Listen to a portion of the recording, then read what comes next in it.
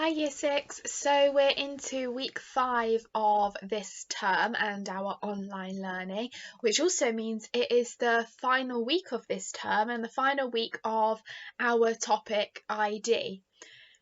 And as well as that, it is time for chapter 5 of our class novel Stormbreaker. Now I will continue reading this story into next term so that we don't stop halfway through and we find out what happens at the end. But for now, this week, it is time for chapter 5, which is called Double O Nothing. For the 100th time, Alex cursed Alan Blunt, using language he didn't even realise he knew. It was almost 5 o'clock in the evening, although it could have been 5 o'clock in the morning. The sky had barely changed at all throughout the day. It was grey, cold, and unforgiving. The rain was still falling, a thin drizzle that travelled horizontally in the wind, soaking through his supposedly waterproof clothing, mixing with his sweat and his dirt, chilling him to the bone. He unfolded his map and checked his position once again.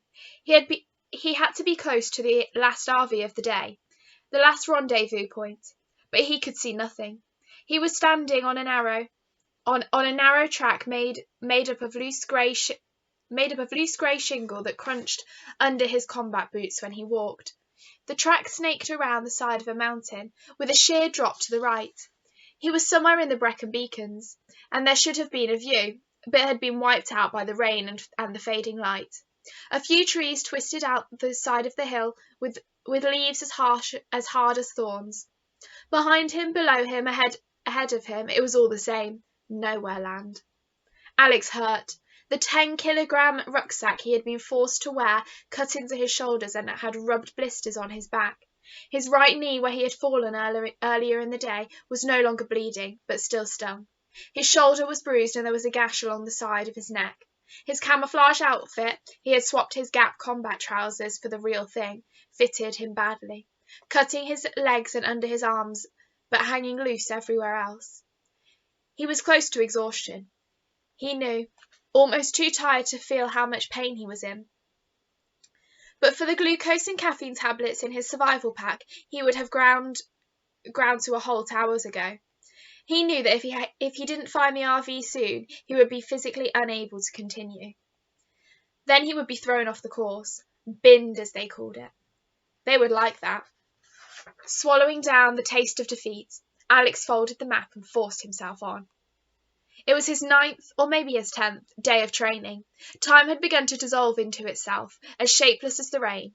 After his lunch with Alan Blunt and Mrs. Jones, he had been moved out of the manor house and into a crude wooden hut in the training camp a few miles away. There were 9 huts in total, each equipped with 4 metal beds and 4 metal lockers.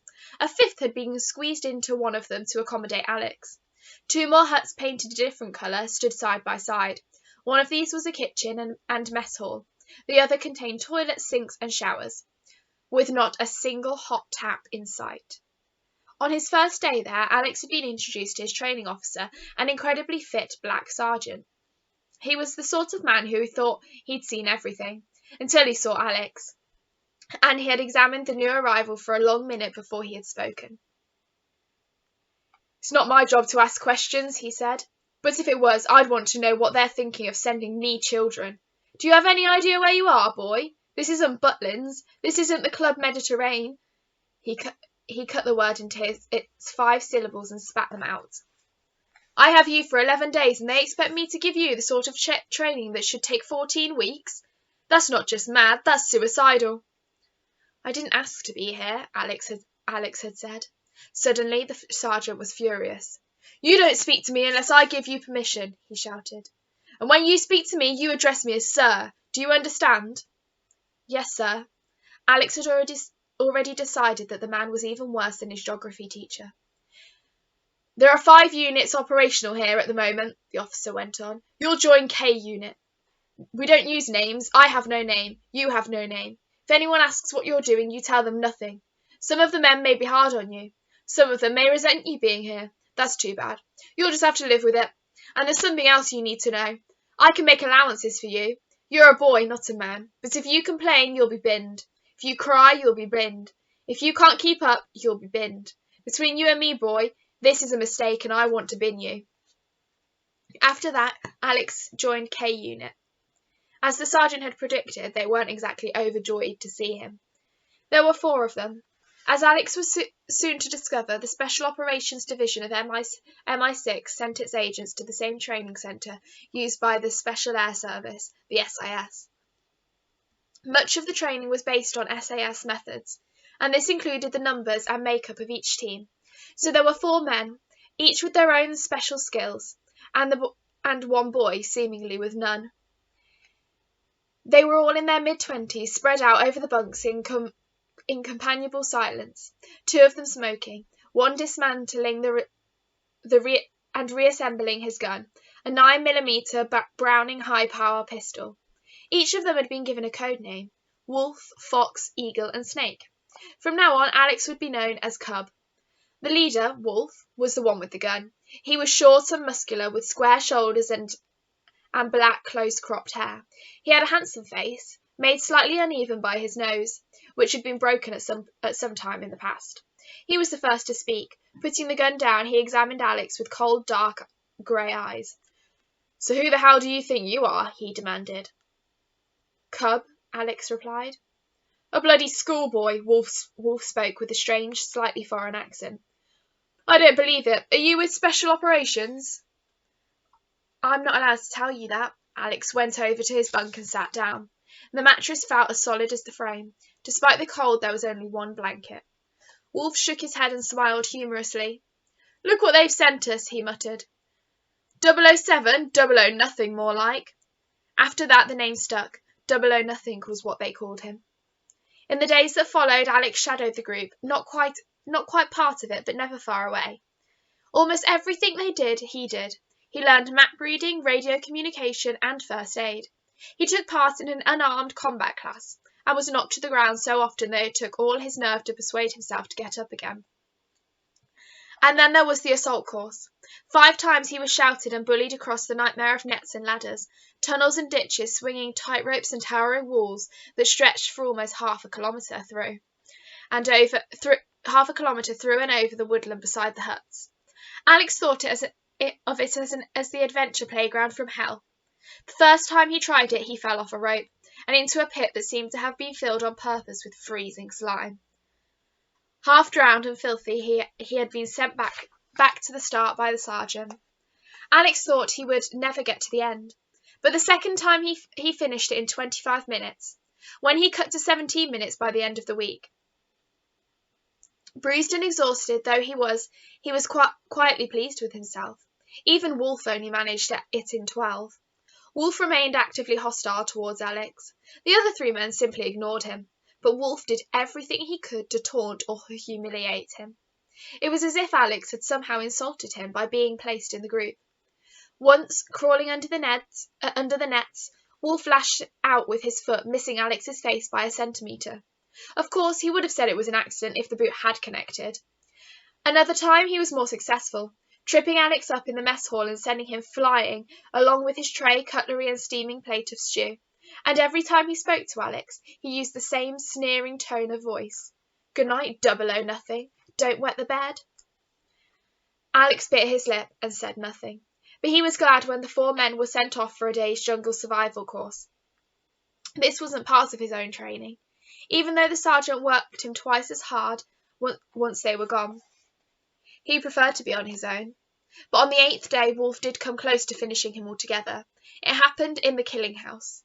The Killing House was a fake, a mock-up of an embassy used to train the SIS in the art of hostage release. Alex had twice watched K Unit go into the house, the first time swinging down from the roof, and had followed their progress on closed-circuit TV. All 4 men were armed. Alex himself didn't take part because someone somewhere had decided he shouldn't carry a gun. Inside the Killing House, mannequins had been arranged as terrorists and hostages, smashing down the doors and using stun grenades to clear the rooms with deafening multiple blasts. Wolf, Fox, Eagle and Snake had successfully completed their mission both times. This time, Alex had joined them. The Killing House had been booby-trapped. They weren't told how. All 5 of them were unarmed. Their job was simply to get from one end of the house to the other without being killed. They almost made it. In the first room, made up to look like a huge dining room. They found the pressure pads under the carpet and the infrared beams across the doors. For Alex, it was an eerie experience, tiptoeing behind the other four men, watching as they dismantled the two devices, using cigarette smoke to expose the other wise invisible beams. It was strange to be afraid of everything, and yet see nothing. In the hallway there was a motion detector, which would have activated a machine gun. Alex assumed it was loaded with blanks. Behind a Japanese screen, the third room was empty. The fourth was a living room with the exit, a set of French windows on the other side. There was a tripwire, barely thicker than a human hair, running the entire width of the room, and the French windows were alarmed. While Snake dealt with the alarm, Fox and Eagle prepared to neutralise the tripwire, unclipping an electronic circuit board and a variety of tools from their belts. Wolf stopped them. "Leave it. We're out of here." At the same moment, Snake signalled. He had deactivated the alarm. The French windows were open. Snake was the first out, then Fox and Eagle. Alex would have been the last to leave the room, but just as he reached the exit, he found Wolf blocking his way. "Tough luck, 00 Wolf said. His voice was soft, almost kind. The next thing Alex knew, the heel of Wolf's palm had rammed into his chest, pushing him back with astonishing force. Taken by surprise, he lost his balance and fell, remembered the tripwire and tried to twist his body to avoid it, but it was hopeless. His flailing left hand caught the wire. He actually felt it against his wrist. He hit the floor, pulling the wire with him, and then the HRT stun grenade had been used frequently by the SAS. It's a small device filled with a mixture of magnesium powder and mercury. With the tripwire activated, the mercury exploded at once, not just deafening Alex, but shuddering through him as if it could rip out his heart. At the same time, the magnesium ignited and burned for a full 10 seconds. The light was so blinding that even closing his eyes made no difference. Alex lay there with his face against the hard wooden floor, his hands scrabbling against his head, unable to move, waiting for it to end. But even when it wasn't over, when the magnesium finally burned out, it was as if all the light had burned out with it. Alex stumbled to his feet, unable to see or hear, not even sure anymore where he was. He felt sick to his stomach. The room swayed around him. The heavy smell of chemicals hung in the air. 10 minutes later, he staggered out into the open. Wolf was waiting for him with the others, his face blank, and Alex realised he must have slipped out before he'd hit the ground. An angry sergeant walked over to him. Alex hadn't expected to see a shred of concern in the man's face, and he wasn't disappointed. "Do you want to tell me what happened in there, cub?" he demanded. When Alex didn't answer, he went on. "You ruined the exercise. You fouled up. You could get the whole unit binned, so you better start telling me what went wrong." Alex glanced at Wolf. Wolf looked the other way. What should he say? Should he even try to tell the truth? "Well?" The sergeant was waiting. "Nothing happened, sir," Alex said. "I just wasn't looking where I was going. I stepped on something and there was an explosion." "If it was real life, you'd be dead," the sergeant said. "What did I tell you? Sending me a child was a mistake, and a stupid, clumsy child who doesn't look where he's going, that's even worse." Alex stood where he was, just taking it. Out of the corner of his eye, he could see Wolf half smiling. The sergeant had seen it too. "You think it's so funny, Wolf? You go clean up in there, and tonight you best get some rest, all of you, because tomorrow you've got a 40-kilometre hike. Survival rations, no fire. This is a survival course, and if you do survive, then maybe you'll have a reason to smile." Alex remembered the words now. Exactly 24 hours later, he had spent the last 11 of them on his feet, following the trail the sergeant had set out for him on the map. The exercise had begun at 6 o'clock in the morning, after a grey-lit breakfast of sausages and beans. Wolf and the others had disappeared into the distance ahead of him a long time ago. Even they had been given 25-kilogram rucksacks to carry. They had also been given only 8 hours to complete the course. Allowing for his age, Alex had been given 12. He rounded a corner, his feet scrunching on the gravel. There was something standing ahead of him. It was the sergeant. He had just lit a cigarette, and Alex watched him slide the matches back into his pocket. Seeing him there brought back the shame and the anger of the day before, and at the same time sapped the last of his energy. Suddenly, Alex had had enough of Blunt, Mrs. Jones, Wolf, the whole stupid thing. With a final effort, he stumbled the last 100 metres and came to a halt. Rain and sweat trickled down the side of his face, his hair now dark with grime and glued across his forehead. The sergeant looked at his watch. 11 hours, 5 minutes. It's not bad, Cub, but the others were here 3 hours ago. Bully for them, Alex thought. He didn't say anything. Anyway, you should just make it to the last RV, the sergeant went on. It's up there. He pointed to a wall, not a sloping wall, a sheer one. Solid rock rising 50 metres up without a handhold or a foothold in sight. Even looking at it, Alex felt his stomach shrink. Ian Ryder had taken him climbing in Scotland and France, all over Europe, but he had never attempted anything as difficult as this, not on his own, not when he was so tired. I can't, he said. In the end, the 2 words came out easily. I didn't hear that, the sergeant said. I said I can't do it, sir. Can't isn't a word we use around here. I don't care. I've had enough. I've just had. Alex's voice cracked. He didn't trust himself to go on. He stood there, cold and empty, waiting for the axe to fall. But it didn't. The sergeant gazed at him for a long minute. He nodded his head slowly. Listen to me, Cub, he said. I know what happened in the killing house. Alex glanced up. Wolf forgot about the closed-circuit TV. We've got it all on film. Then why... Alex began. Did you make a complaint against him, Cub? No, sir. Do you want to make a complaint against him, Cub? A pause. Then, no, sir. Good, the sergeant pointed at the rock face, suggested a path up with his finger. It's not as difficult as it looks, he said. And they're waiting for you just over the top. You've got a nice cold dinner, survival rations. You don't want to miss that.